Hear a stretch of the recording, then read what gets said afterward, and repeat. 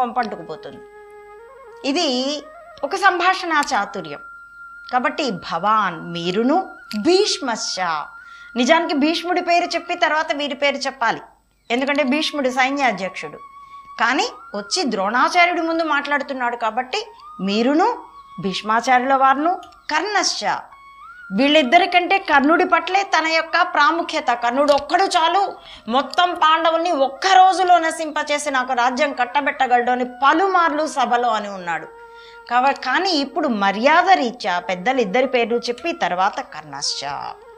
కృపశ్చ సమితింజయ, కృపుడు ఎలాంటి వాడు? విజయుడగు కృపుడు, తమ తొలి ఆచార్యుడు కృపుడే, తదుపరి ద్రోణాచార్యుడైనాడు.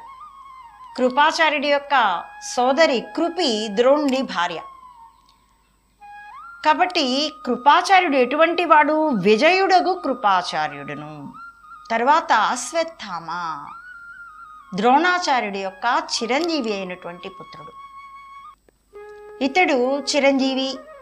2 ఓటమి అర్జునుడికి ఎన్ని ఆయుధాలు నేర్పాడో, శస్త్రాల మంత్రాలు నేర్పాడో, అంతకు అటు ఇటుగా అశ్వత్థామకు కూడా నేర్పినాడు. ఎందుకంటే స్వయం పుత్రుడు కదా. కాబట్టి అశ్వత్థామ, వికర్ణశ్చ, తమ 9 సోదరులలో చివరివాడు వికర్ణశ్చ. సౌమదత్తి తథైవచ, సోమదత్తుడి పుత్రుడైనటువంటి భూరిశ్రవుడు. వీళ్ళంతా ఉన్నారు. గమనించి చూడండి, వైరి వర్గంలో ఎవరెవరున్నారు అన్నప్పుడు 3 శ్లోకాల్లో చెప్పాడు. అంత పొడవాటి జాబితా చెప్పాడు దుర్యోధనుడు. అదే తన వైపు వాళ్ళని గురించి చెప్పుకుంటూ ఉంటే 1 శ్లోకంలో ముగించేశాడు. వైరి వర్గంలో అయితే తన కొడుకు సమానులైన వాళ్ళు కూడా తనని భయపెడుతూ ద్రౌపదేయాశ్చ సౌభద్రశ్చ అని చెప్పుకున్నాడు. ఇప్పుడు తన కుమారుడు ఉన్నాడు కదా, లక్ష్మణ కుమారుడు, అతని పేరు ఏమీ చెప్పుకోలే. ఎందుకంటే తన సైన్యంలో ఉన్న యోధుల పట్ల ఉన్న సంతృప్తి కంటే అసంతృప్తి ఎక్కువ ఉంది.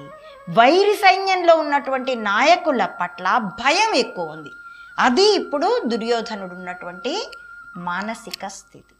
ఒక ఎగ్జామ్కి వెళ్తున్నాం, ఒక ఇంటర్వ్యూకి వెళ్తున్నాం, నువ్వు చదువుకున్న దాని పట్ల, నువ్వు చేసిన శ్రమ పట్ల నీకు ఒక నమ్మకము, ఒక సంతృప్తి ఉంటే పక్కవాడు ఎలా చదివాడో, ఇంటర్వ్యూ బోర్డు ఎవరు వస్తారో, ఏం ప్రశ్నలు వేస్తారో, లేదా ఎగ్జామ్ పేపర్ ఎలా వస్తుందో, టఫ్గా వస్తుందో, ఎగ్జామినర్ ఏమైనా లిబరల్గా ఉంటాడా, పక్కవాడితో ఏమైనా మాట్లాడిస్తాడా, ఈ ఆలోచనలు ఏవి రావు.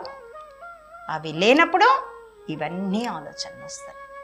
అటువంటి డోలాయమాన స్థితికి దుర్యోధనుడు ఇప్పుడు మనకి 70mm ఇది మనం సినిమాస్కోప్లో